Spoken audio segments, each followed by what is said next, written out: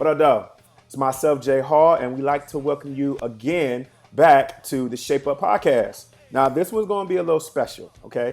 We're actually giving you a live recording straight from Lee's Barbershop in Southeast Washington, D.C. The conversation is going to be led by therapist Tariiq Omari Walton as we guide through issues like anxiety, relationships between black men and black women, and gender roles, and a whole bunch of other stuff in between. Now, allow me to caution you, this is a live recording straight from an actual barbershop. So you're going to hear some buzzing in the background because there are people really getting shape up, pun intended. So just bear with us with some of the audio, but I guarantee you're going to get some quality, okay? So without further ado, let's get into it. Good morning, everybody. Oh man, I like that. It's like a classroom. My name is Tariiq Omari Walton. I am a licensed marriage and family therapist, and every so often, Dr. Lee and the crew here invites us out to do something that we call the Shape Up. The Shape Up. Sponsored by Starting With Today. Charlyn Anderson, she is the director of Starting With Today. She's the one who puts all this together. And so we've been doing this since May. And, 2018, sorry, it's been almost a year that we've been doing this, where we've been having these discussions with brothers in here and ladies in here around relationships, around mental health. Again, I'm a therapist, so my main thing is making sure that we're all right. And for those of us who haven't had a chance to go sit down with therapists, we want to bring it to you guys. We want to make sure that you have a chance to talk about some of the things that are going on with you, kind of process some of the ideas and thoughts that you may not have really processed before because you just haven't had the space to do it. And we like to consider the barbershop a safe space to kind of explain what's going on with you. And so we've done a lot here. This is our 13th total, right? And this is my 12th total. See, I'm finally getting that addition right. And so from all these discussions we've been having, we've talked about a lot of things in here. We talked about trauma. We talked about emotions. We talked about relationships. We talked about, compassion and empathy. And from all those discussions, hopefully people have been able to take some of those ideas and make them work in their life. And so today what I wanted to do was kind of see where we at with everything by basically applying what we've been talking about and what we've been learning about to our own relationships. And where I want to start off is talking about our relationship with our sisters. We have a lot of sisters out here who are stressed, who are anxious, who are going through a lot. And when they come home, we're hearing a whole lot about what's happening, and oftentimes we don't want to hear it. And so that leaves them in a place where they're not able to process what's going on with them, which stresses them out more, which means you get a lot more heat, and we get a lot more heat. And so what I want to do is figure out what are we doing, or what do we need to do differently so that they're able to feel a little bit less stress, and we're not getting the brunt of whatever it is that they're feeling. Because again, oftentimes we're not stepping up. We're kind of ignoring what's going on. And so, something else to think about.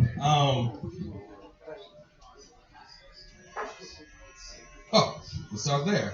Let's start with your mothers. I don't mean to just be talking about people's mothers. I know that's not always cool. People real sensitive about their moms sometimes.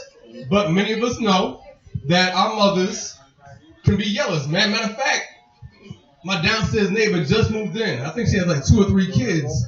And for 2 or 3 days this week at 6:30 in the morning, I'm woken up. Usually I'm up earlier, but I've had to stay in bed lately just to get some rest. I've been woken up by her at 6:30 every morning for 2 or 3 days in a row with her yelling at her kids. Every single morning. Get up. What are you doing? Put your clothes on. Go take a shower. Brush your teeth. That's all I'm hearing for like a half hour straight. And I can't imagine what that does to start your day off as the mother and as the kid. When you're hearing that kind of yelling, when you're under that kind of pressure, that kind of stress, that kind of anxiety, it has to be anxiety provoking for me. I'm sitting there worried about her coming upstairs to me and telling me to get up. So with that going on, I just want to know how many of us actually experienced that growing up, where we had a hard time getting up, and our mothers for the most part, were yelling at us every single morning to get up. How many of us experienced that? Just a couple of hands. Okay, so how did that make you feel? I know some of us get used to it, like, this is mine. But really, how did that make you feel when you're waking up to yelling? What's that like for you? I got microphones. I got multiple microphones, so y'all can talk into the mic. Yeah, don't want to be too shy. Anybody? Any thoughts? Any people with their mama being yelling at them in the morning? Oh, she didn't yell at her. Is it your mother didn't yell at you? Nah. That's it, man. You lucky. I do, though.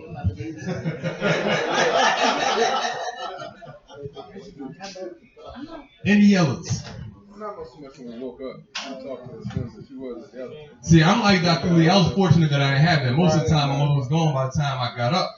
So I didn't have anybody yelling at me. It was on me to get up and get prepared. And I was very independent anyway, so that wasn't a big problem for me. But I know this lady I used to date years ago, probably close to 20 years ago. She had 3 kids. I had none. And it was hard for me to, well, first of all, I didn't meet the kids for a very long time. That was always the rule I had. If you got kids, unless we're serious, we know we're moving forward, there's no reason for me to meet your children. Well, she had 3 of them, 3 very young ones, like age 1, 3, and 6, or something like that. And so I was away from that for a very long time. I know one day I fell asleep and didn't get up before the kids got up, so I had to kind of play it off like I just got there early in the morning. And it was my first time interacting with them. And man, for like 3 hours that morning, all she did was yell. Just yelled the entire time. Now, mind you, 20 years ago, the kids are all grown up now. They're doing well. They're well adjusted. But all I heard was that yelling. I was like, yeah, this ain't going to work. Because I can't imagine, again, it's making me anxious. I don't want to get up here and somebody yell at somebody else. And so, understanding that this is the way that some people are just straight living, under that kind of stress and all that anxiety and all that yelling all the time, but there's something going on with somebody if all they know how to do to communicate what they're feeling is yell. Something deeper has happened with them. And so what are some of those things? What do you think is going on with somebody who's in that kind of position where all they're doing is yelling? That's what I do. I still have a problem with the way I told you I talk to my daughter. Right. And that's 100% what it is. That's my issue. What's that? I'm always yelling and cussing, no matter what happens. But why? What's that? In the morning, get up. I'm always at the top. Right. Why? Yeah, why? What's going on with you that's making you come off like that to your daughter? To be honest, I think it's just come from the stress of realizing that, or just being a single parent. It's just been me and her for like 16, for like 14 years. Right. I just built on it, just responsibility, just still haven't got it yet. Yeah. You got to get up. Yeah. So I feel as though that the stronger I yell, the more I cuss, the better I'm going to get the point across, but that don't work. It doesn't work, right? It don't work. Right. Right. But a lot of that is that stress of being a single parent. Again, like the woman downstairs or the one I used to date, being a single parent isn't easy. That's a lot of stress. That's a lot of responsibility. You know, between going to work, making sure the kids are fed, making sure that they're getting their homework done, making sure that they're in bed on time or up early in the morning on time, making sure they're getting dressed, making sure they're clothed, everything. That's a lot of stress to be under. And you have to handle that by yourself. And so that alone, just think about that kind of stress that people go through. And so for those of us who are in relationships or who have been in relationships with women who are under that kind of stress because they have been raising their kids by themselves, you know they're always on the edge.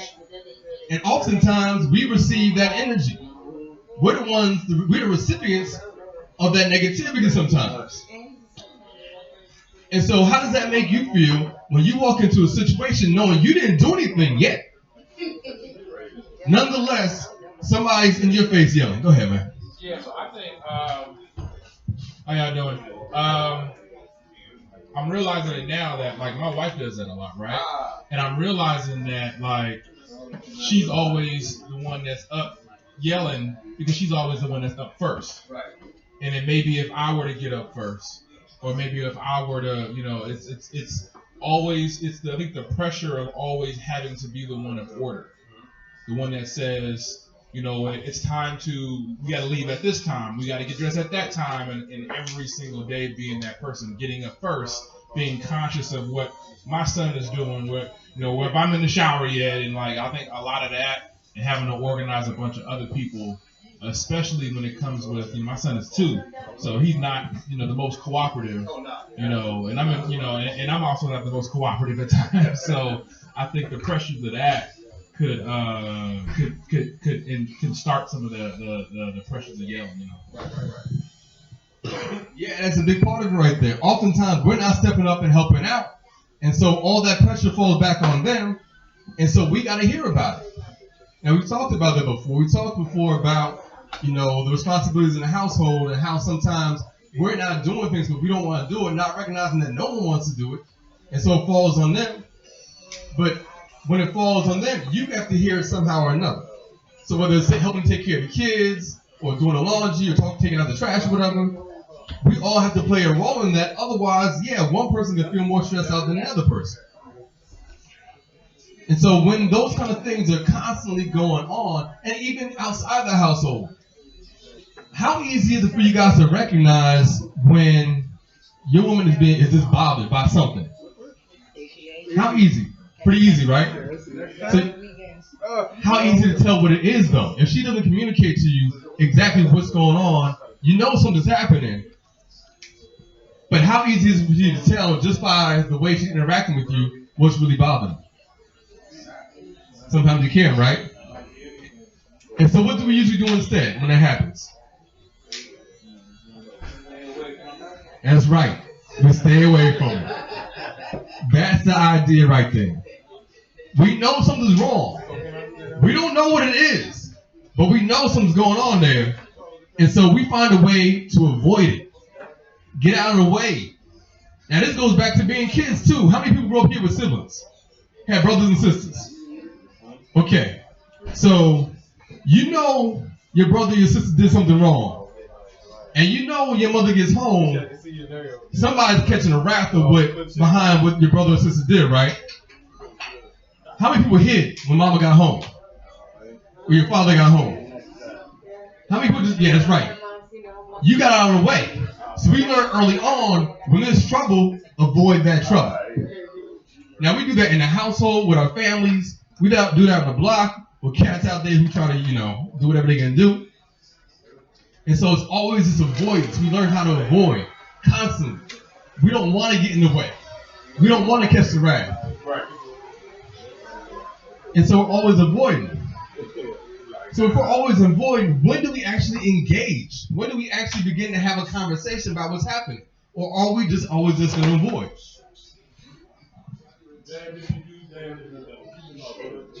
Well, keep your mouth closed. But does that work though? How does it work for you? You said it works for you? it works to avoid conflict.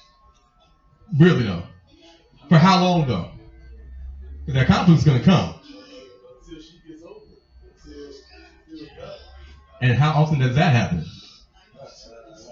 Exactly. Exactly. You can run all day. It's good for your personal stress. Like, you can't control other people's emotions. You can control your own. So the best thing to do sometimes is to be quiet and let them release and take your cuss out. Right. But that means you actually have to sit there and listen, right? You can't avoid it. No, you can't avoid it. Right. You don't have to. You don't have to go back. You don't have to be a Back and forth. For sure. That's the whole thing. Yeah, you can't avoid it for too long. Because eventually it's going to turn around on you. Because they don't have the chance to really explain what's going on with it. And so you can't avoid it. You're going to have to let them vent. Which means sitting back and listening. But how many of us actually want to sit back and listen to that? Nobody, right? Nobody's trying to hear any of that. We don't want to. No one wants to deal with that. So what do? You can't avoid it. You know you can't avoid it. At a certain point, you have to listen. How do you go about doing that without stressing yourself out? Right?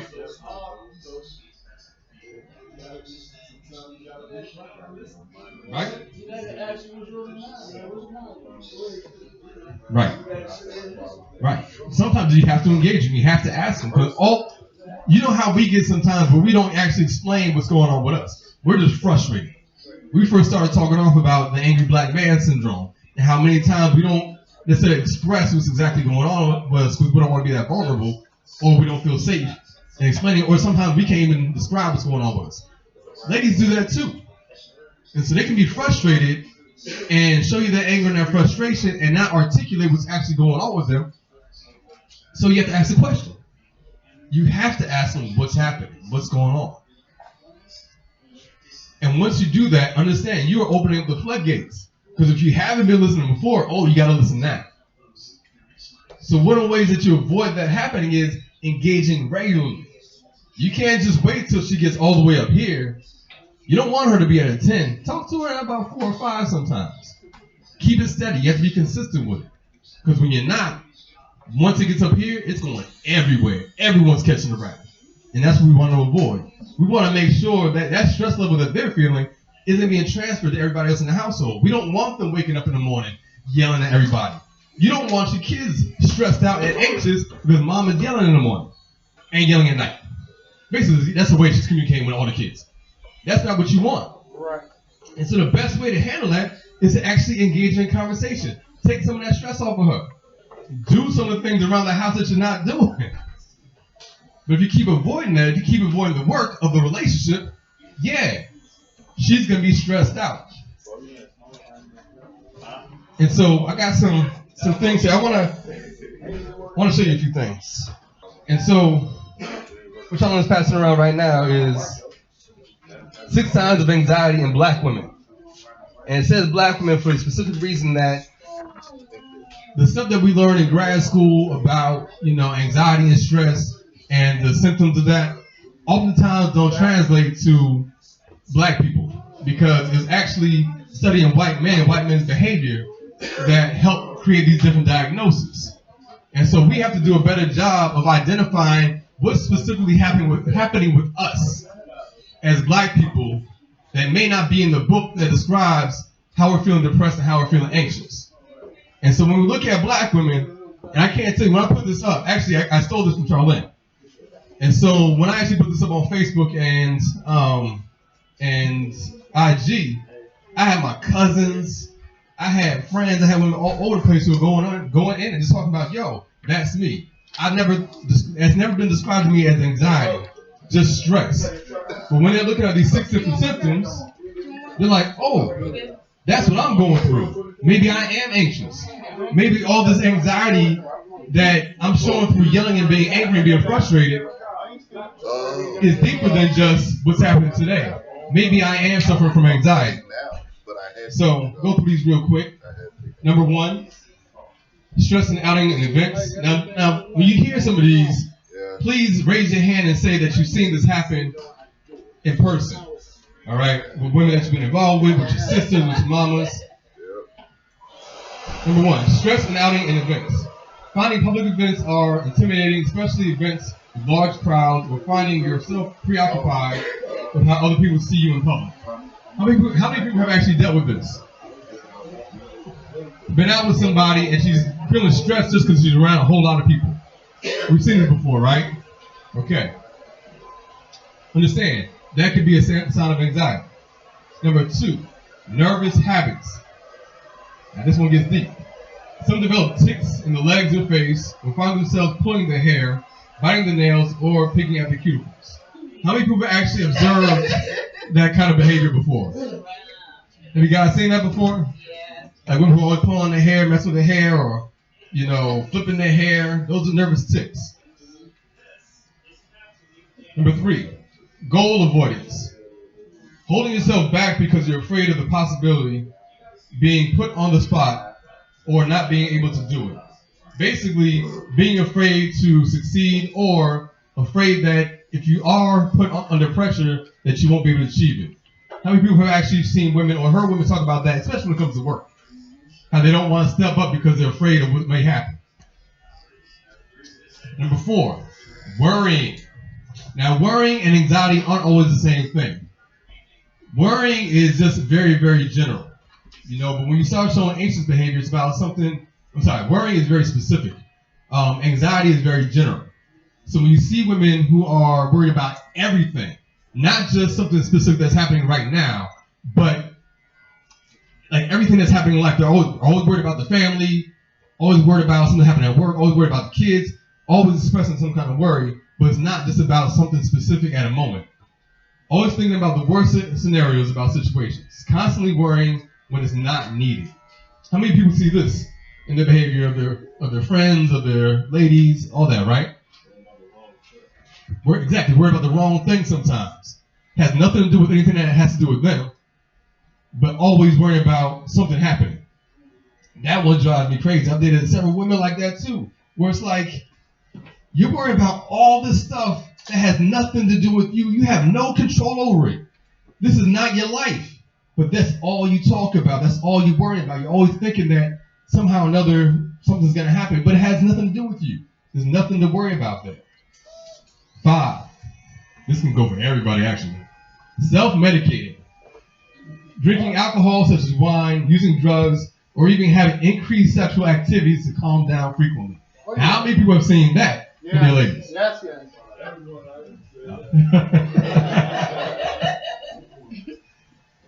And that's one thing about being indecent. Oh yeah, now you can't tell her she drinks too much. You can't say that. If you open up a bottle of wine every single day, not just finishing the one that you had, you open up a new bottle of wine every single day after work, there's something else going on with you. You might be a little anxious. You might need to find healthier ways to cope with the stress that you're dealing with. And number 6, physical health issues.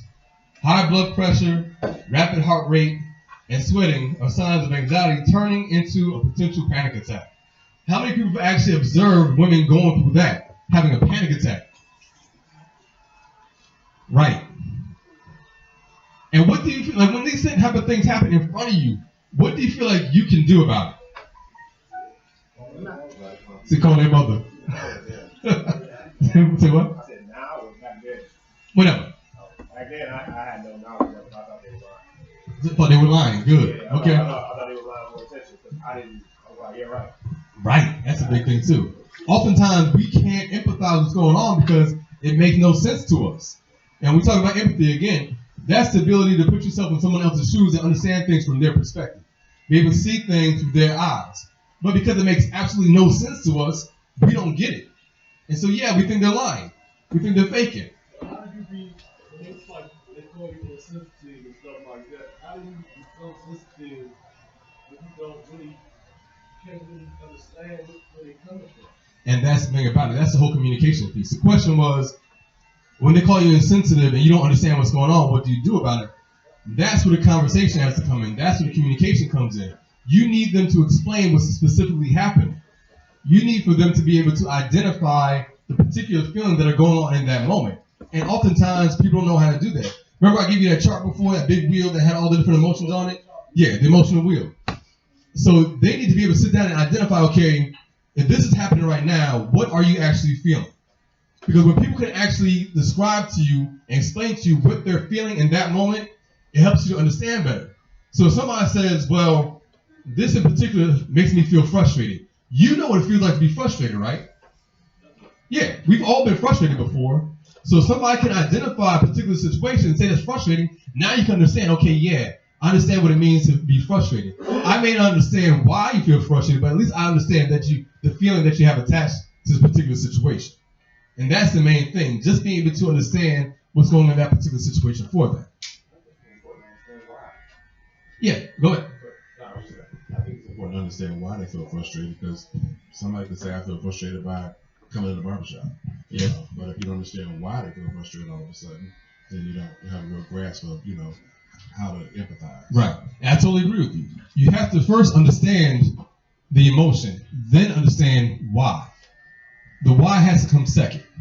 If they can't identify the particular emotion to begin with, you can't even get to the why. So the first step is understanding what the emotion is that's attached to the situation. Then you can get to the why. Then you want to understand the why and have them explain it to you. So can anybody think of a scenario in particular that one of their lady friends or their mother or whoever, when they're going through something, have actually described to you before you understood what was going on, able to break down what they were feeling and why they were feeling that way about that particular subject? Anybody think of any situation where that's happened?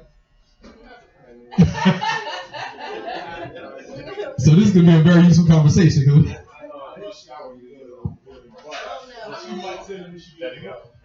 When she get drunk.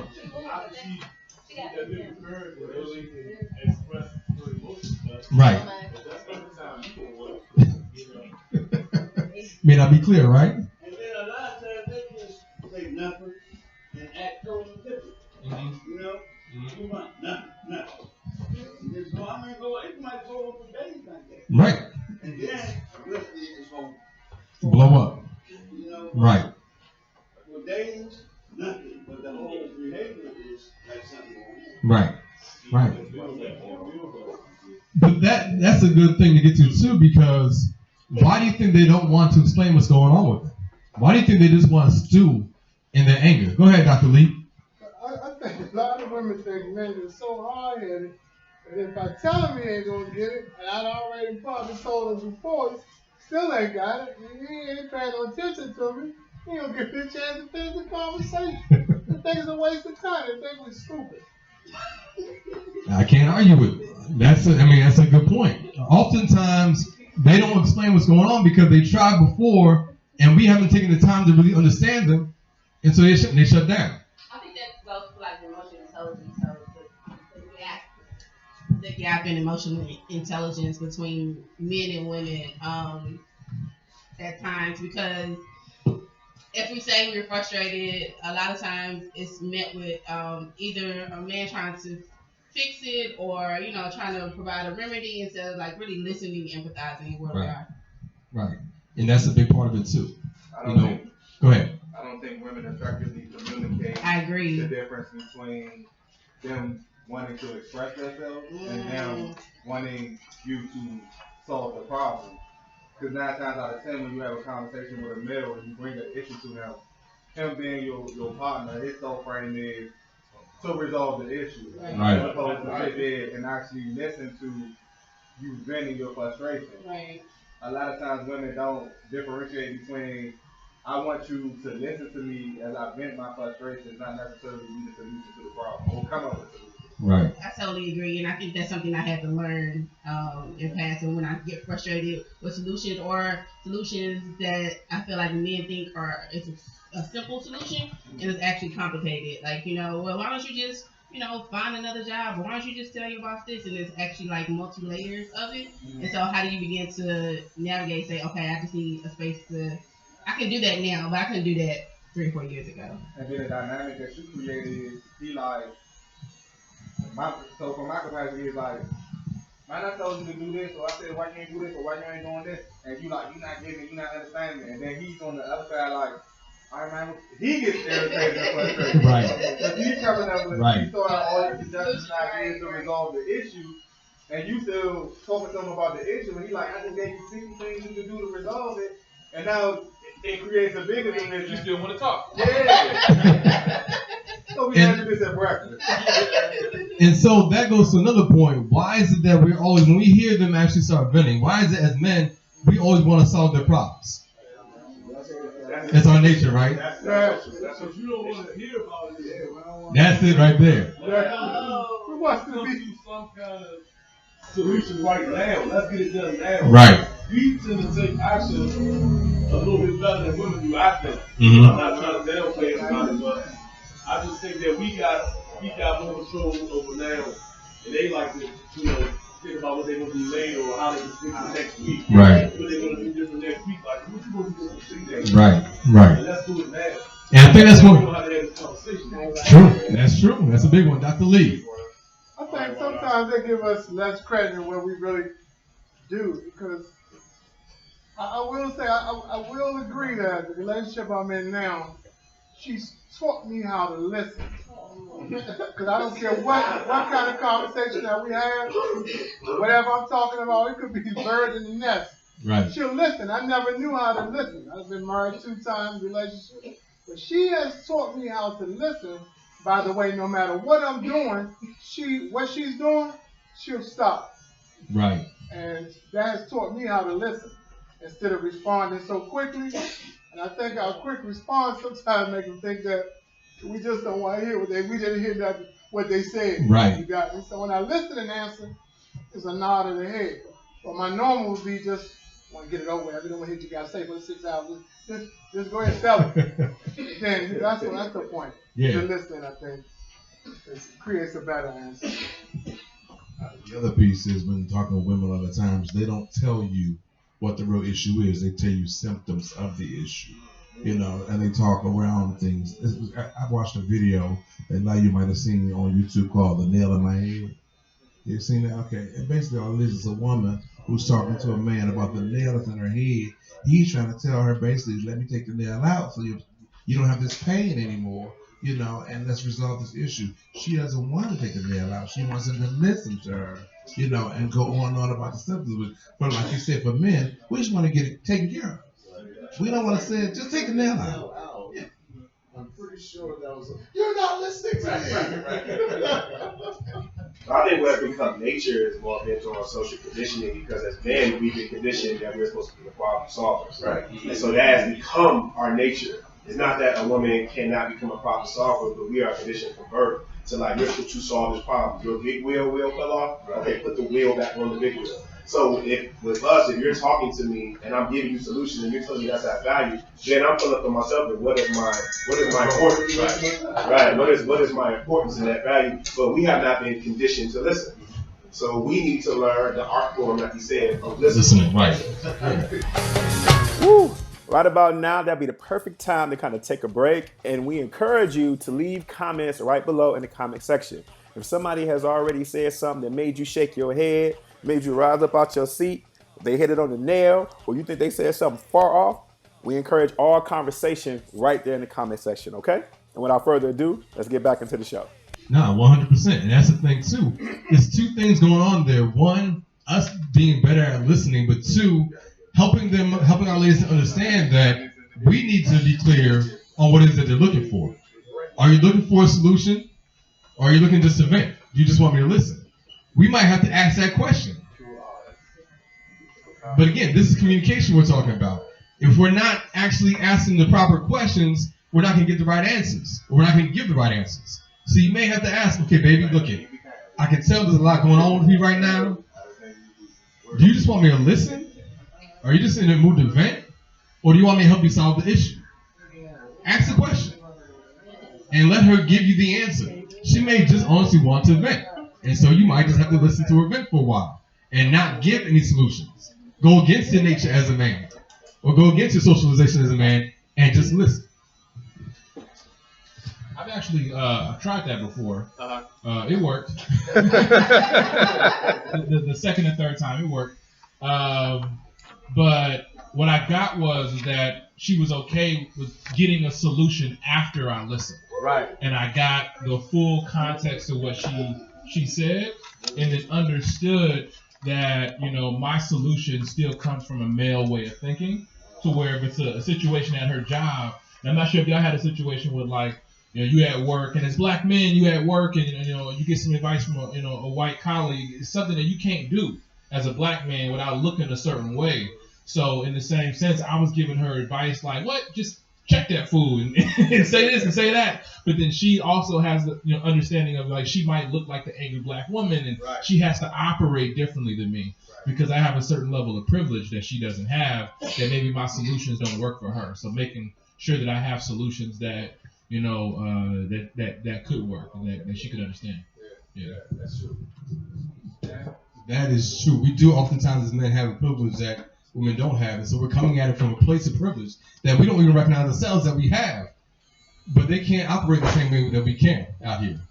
And so, really quickly, before we get into the thing that Charlyn's passing out, I just wanted to go over these two things again that we haven't done in a while. Emotional literacy. The ability to identify specific emotions experienced by yourself or others during a particular circumstance and being able to label them. That's what we were talking about before. Helping them identify specifically what's going on, how they feel about a particular situation. To understand those emotions within the context of that circumstance, recognize what you and others are feeling at any given time. So remember when we talked about, being anxious and worrying about everything? In order to help ease their anxiety, we need to help them identify specifically what's going on.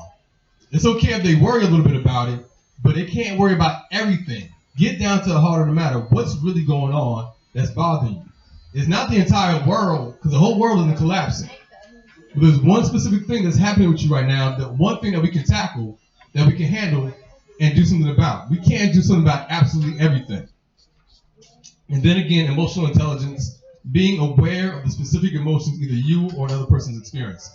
Again, you need to be aware. Oftentimes, we're aware of danger, but we don't know, we don't recognize the circumstances in which the dangers happen. So we want to be able to identify the specific emotion that's happening in that moment. And having empathy or being able to understand someone else's feelings based on how you would feel in the same situation. So again, empathy is everything. You want to be able to empathize with your mate. Okay, so let's get to our questions, as we often do. A little inventory. Okay, so on a scale from 0 to 10, I want you to be able to identify you in this. So if you're at 0, that's not like you at all. And if you're at a 10, it's 100% how you are with things. So number 1, how easy is it to identify what's exactly bothering your mate? I asked that one earlier. But how easy is it? 0 to 10? A 1, right? It's a 1. Why is it a 1 though?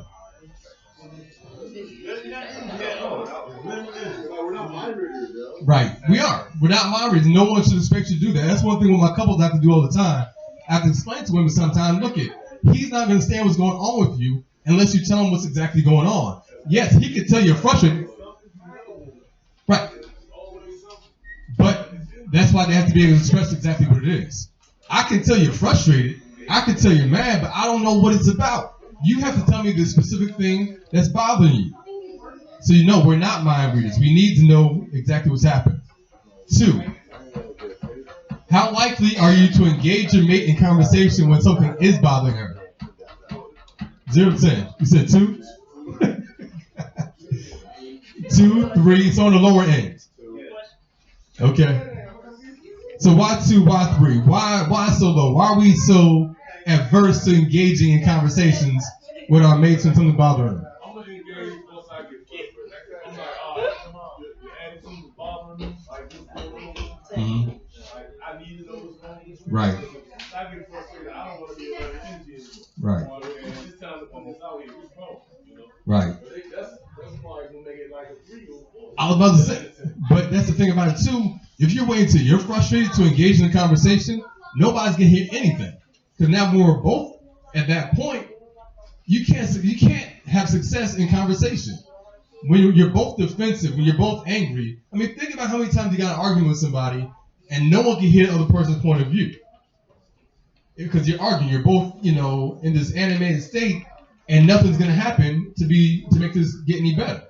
So you can't wait till you're frustrated too to help out. You have to be in a calm place to help calm them down, because both of you guys are anxious. Nothing's getting done.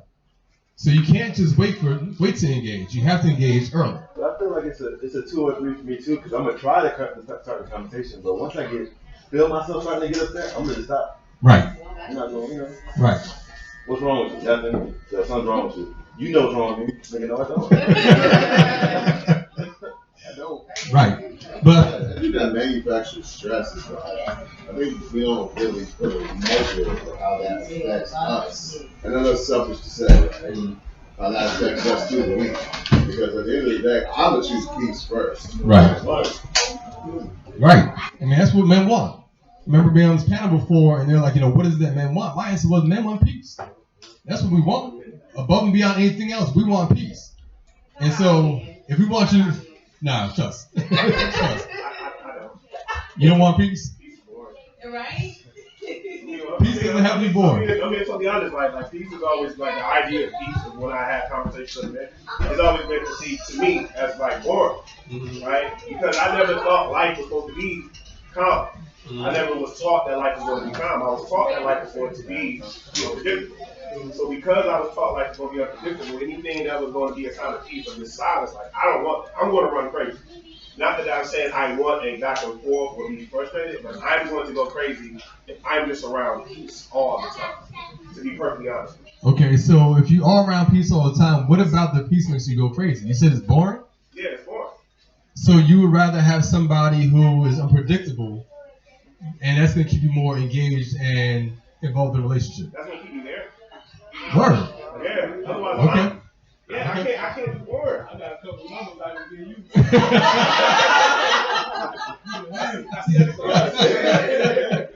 Yeah, but I'm not saying Right. it has to be negative. We have to understand what I'm saying. Like, I'm not saying it has to be negative, but as far as the idea of peace, I never thought the assumption of a woman or anything was supposed to be just complete quietness or complete. Right. No. So when I'm saying, like, yeah, I do need that engagement, I'm expecting that, and I may not like it, I may not be in the mood for it, but this is what life is about. That's how I was conditioned to understand. Okay, I get you now. Okay, so yeah, not the negativity. No, not all right, not okay. All right. So yeah, you want there to be excitement in the relationship, right? But there can still be peace with that. The whole thing about peace is when you don't have peace, you're feeling agitated. You're not feeling, you don't want to be in a place where you're always feeling agitated.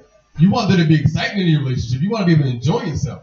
You want there to be some unpredictability, but it's a negative attitude that you want to avoid, right? So you want peace from the negativity. All right. So let's be. Everybody's different. We just want peace from the negativity. I usually know what's wrong. I know what's bothering her. I don't know why it's bothering her. I can look at the time in which, like, okay, you was mad, you was cool at this time, and now you mad. So what happened between this and that? Right. So I can figure out, okay, I said something in the car. Oh, I said this in the car, but I don't know why it affected you that way. So I can kind of get a glimpse. But then if I get the wrong glimpse and I guess wrong, it's even worse. So in that situation, how would you get her to explain to you exactly what's happened or what you said? Usually, if I bring up anything else, it's so much on the top of her mind, she'll throw it out. I'm like, are you hungry? Well, you must not have been hungry when we was late for this and that. Like, she'll bring it up. So, yeah, I mean, usually my wife, she brings it up. Right. My thing is to be very direct about it. If you recognize something happened in the car, if you recognize that the energy changed in the car, we have that conversation, go back to that. Go right back to it. Look at, I recognize when we were in the car, something happened. I said something that bothered you, and I don't know what it is. Ask her. Be very direct about it. Go right back to that situation because you don't want it to be about everything else. Again, we don't want the anxiety of the whole world collapsing. Now, she's catastrophizing about everything. You want to know specifically what happened in that situation. So ask about that situation. In the car, your attitude changed. What happened? How can we fix it? Or just let me know what happened so I won't do it again. Be very, very specific about that. All right, let's go on. This is one I know that we all deal with a bit. Number 3, how often do you tune your mate out when she's complaining about something you did or didn't do? 10, right? Why 10? Why don't we 10 or 20? Why is it that we tune them out? Because if something we did or didn't do, don't we need to know about it? You said it's a drama? So you're avoiding, you're tuning out to avoid the drama of it. Is that going to help or hurt? Because I can imagine that if you're tuning it out, that's going to increase the chances of being more drama. Right. It feels good right there in the moment, right?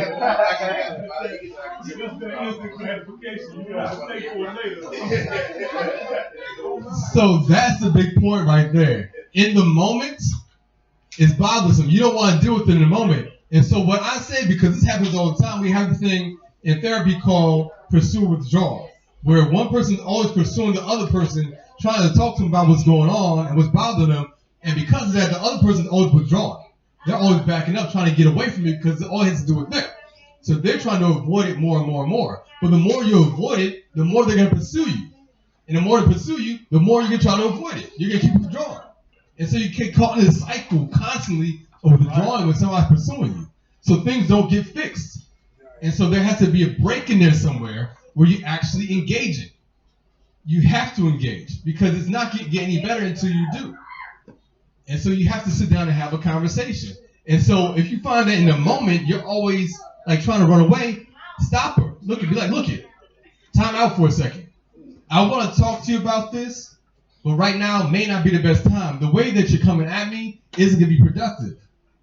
Right. So give me a half an hour to get my thoughts together, and then I will come back to you and have this conversation with you. But right now it's not productive. I'm not hearing you. Huh? It works. It does work. You have to try it. Oh my God. You have, but that's the whole thing. It works, but you both have to agree.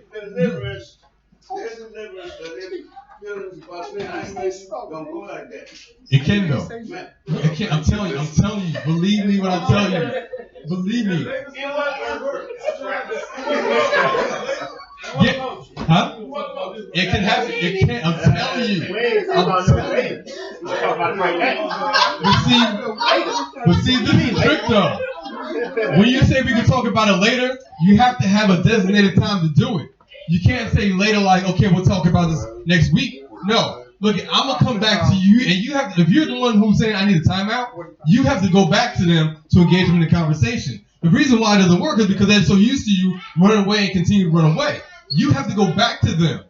Say, look, I just need a half an hour. I will engage you in this conversation, and I will come back to you and talk to you about it. But right now, it's not going to work. I'm not going to hear you, and you're not going to hear me. So give me a half an hour. I promise I will come back to you. This is something that both of you guys have to agree on. Because if she doesn't believe that you're going to come back, of course she's going to keep coming at you. She has no reason to trust you. I think those conversations need to happen before there's an argument or before there's a situation. I think those conversations don't happen enough about how we're gonna fight or how we're gonna argue and what are the rules of play. You know, so by the time I'm already triggered or already, you know, getting angry, don't tell me later because it's gonna be a riot. Yes, thank you. That is a major point. You have to have these conversations beforehand. Don't wait for the moment for it to happen, because you're right. If you wait for that moment, it's not going to work. You have to have, and that's one thing we don't do when we get in a relationship with people. We don't often have a plan on how to deal with situations. We just run into it saying, hey, everything's going to be good. We know it's not going to be good. So you have to set things up in a way that's going to help things be more productive when things do fall apart. Whether it's financially, whether it's, you know, emotionally, whatever, you have to have a plan. And so you know that you often run away. We all just said it. We all just said that we will usually withdraw if somebody's coming at us. So if you know that about you, but you know that you have to engage at some point, why not have the conversation beforehand? Look it. There can be times where you're going to want to talk and I'm not going to want to listen. And so I think the best practice for us to have is to step away for a moment and trust that I'm going to come back and talk to you about it when we're both in good places. Have that conversation beforehand. Thank you. That was a great point. Have that conversation beforehand. And we ask for this to happen in our culture. It does if you have a plan. That's why when they come down and sit down and talk to me, I'm walking them through the steps. And they have to go home and practice that. But I'm showing you how to do it first. Now you're both on the same page on how to pursue this. But you have to actually put it into practice. All right. Number 4. So now it's not about you. How often do you tune your mate out when she's complaining about something other than you?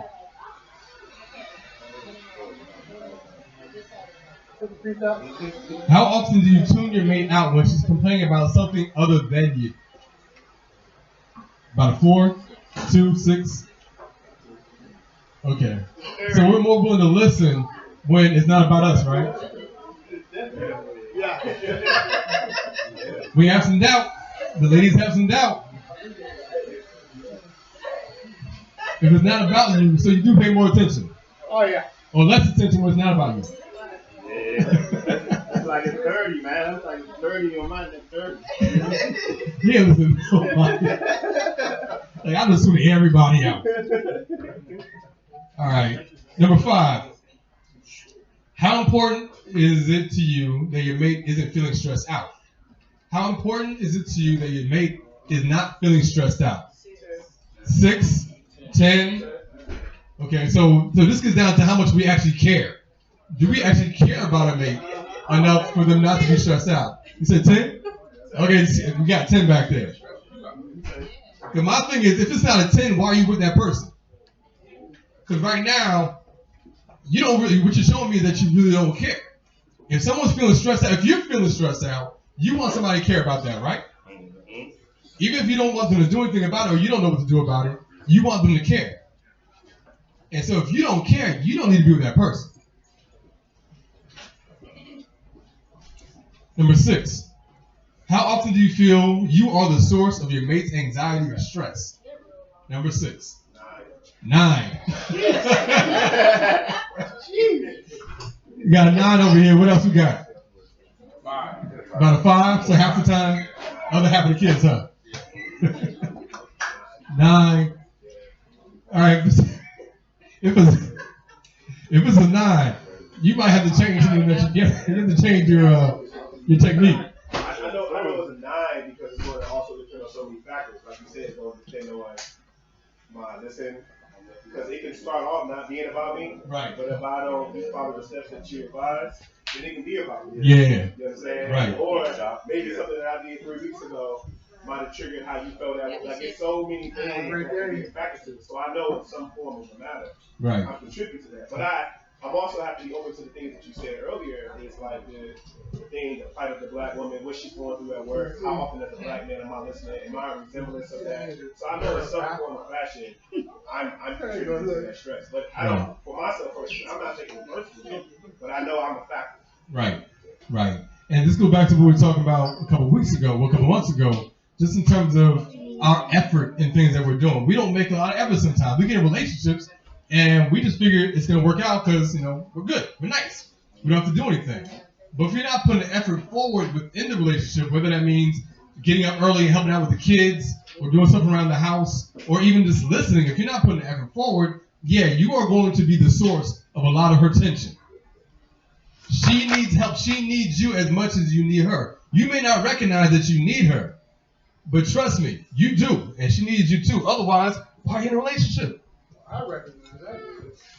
And how do you recognize it, Dr. Lee? I recognize it because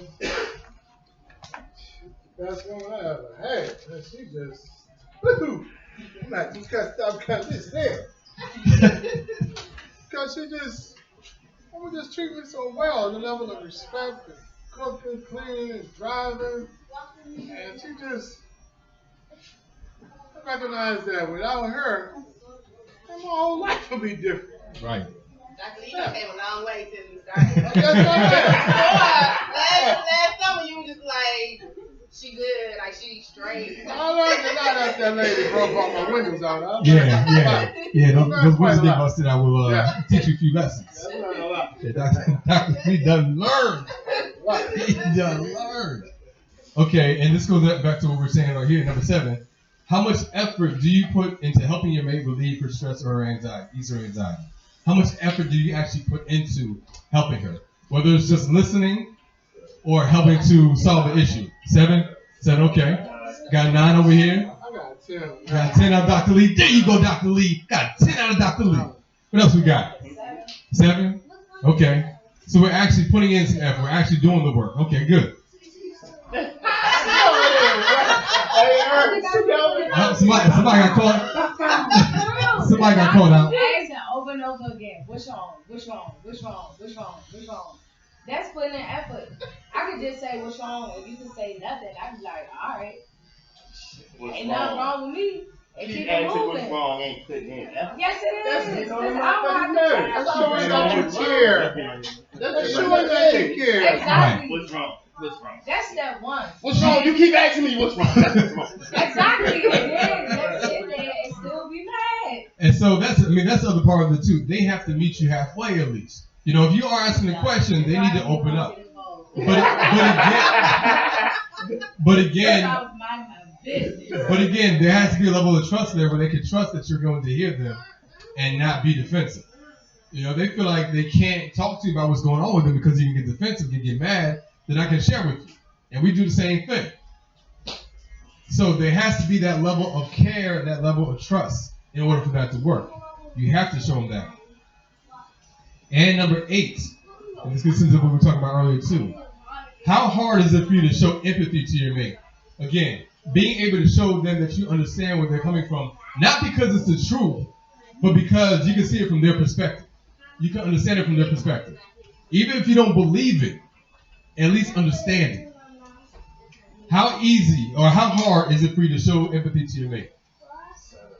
7? 10. So it's hard for you to show empathy? I'm sorry, it's not hard for me. Okay, 0. All right, so it's easier for Dr. Lee now. It's easy now. Now it is. Because Dr. Lee done grown. I done grown. I don't want to lose it. But I heard someone say 7 though. Seven, it's hard to show that empathy. Why is it hard to show that empathy?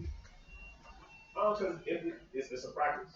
Right. And I'm still learning that practice, so I haven't perfected that. Yeah. So I go into it thinking I have an idea of what empathy is, but I might come out of it like, yeah, I shouldn't work. Right. Nah, I think we all do. It's hard sometimes to really fully understand what someone's going through, especially if they're not able to articulate it clearly. And that's why we have to ask questions. We have to ask follow-up questions and get them to a place where they're comfortable talking about it and fully embracing, understanding what's going on with them themselves. Once we have that, then we can begin to be a little bit more empathetic because we want to understand and show them that we understand. But they need to understand themselves too. Dr. Lee, go ahead. I think the reason why I'm at 0 is because today's the 27th, the 27th of every month. I'm going to ask her, how are we doing? Is there anything that we need to work on? How am I treating you? Right. And I do that for a reason. So that kind of reduces a lot of the stress, so we really don't have real big issues like that. Right. Because if you constantly, and that's what I do. She doesn't do that. Mm-hmm. I guess by me checking on her, we don't have a lot of issues. Yeah, you got to check in. Got something? She tell me about it. I just need a little more whatever. Give her a little more whatever. I can't wait. You know what I mean? I'm afraid to ask what that little more whatever is. It could be anything. It could be anything. It could be you could cook sometimes. Right. You give me a little more affection. You take me to lunch for my work, my job. Right. I check in to find out. You got to. Instead of just waiting, you got 9,000 things that you want you to do. Yeah. It works for me. Yeah. I'm with you. And so, in closing, just to give you some ideas of what you can do, whether or not you believe it's going to work or not. But a couple of things are, one, making sure that when you guys do talk, that you may need a designated time and place to do it, because everywhere isn't a good place to talk. In the car may not be a good place to talk, so you may need to wait till you get home and go sit down in the bed. But find a good place for you guys to have the conversation where you both feel open enough to listen to each other. That's the one thing. And in a certain period of time, you may not want to talk in the morning. I know before I go see clients on Sunday morning, I don't really feel like talking. Now, my lady's a talker, so she ends up talking a lot, nonetheless. But I know it's easier for me to listen and have a conversation later on in the evening. So find the best time for both of you guys to communicate, number one. Number two, like I said, if you're feeling stressed out at the moment that someone's talking to you, just let them know. Look it. And again, plan this beforehand. But get away for a few moments just so you can both calm down and come back and have a conversation where you're not both feeling defensive and stressed out. All right. And the last thing is, I know we want to solve problems. I know we want to get this off of our back or from in front of us, but we have to listen. Point blank. We have to listen.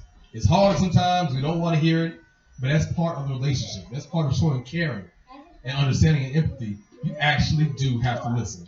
And it's a skill that you have to learn sometimes, but many times we just have never had to listen or never tried to. But you will have to engage, and in order to engage, you have to listen first. So, all right, guys, that's our time for today. Thank you again for participating. Enjoy this. Make sure you take these sheets with you. Keep them with you. If you have any questions, Dr. Lee knows everything now, so he can handle it for you. And thank you for starting with today again for sponsoring this. And thank you, Dr. Lee, for having us, and thank you all for being here today. Thank you, guys. Woo! That was a lot, right? Good show. Talked about a lot about the definition of what peace is for a man or for a woman, frustration, anxiety. Spark up a great conversation in Barbershop, but we also encourage you to continue the conversation right below in the comment section. Again, we welcome all open-minded opinions. Somebody said something that you were shaking your head to or you was agreeing to, put it right there in the comment section. I'd like to give a big ups to therapist Tariiq Omari Walton for directing the conversation. A bigger shout out to Miss Charlyn Anderson, the director and founder of Starting With Today, who organized the whole Shape Up podcast and Shape Up movement. A bigger big ups to Lee's Barbershop, Dr. Lee himself, who's in charge, who's the owner, the head honcho of Lee's Barbershop located in Washington, D.C., Southeast. And much love to you for joining us. As usual, make sure you follow us on our social media platforms. That's Starting With Today, one word. We are on Instagram. We are on Twitter. Also, go to our SoundCloud and go to YouTube. Type in Starting With Today. That's one word. So you check out our previous podcasts as we help to encourage the conversation about mental health in our communities. That about does it. Myself, Jay Hall. You can follow me on all my social media platforms at Jay Hall Radio. As usual, be blessed, successful, and we'll talk to you soon.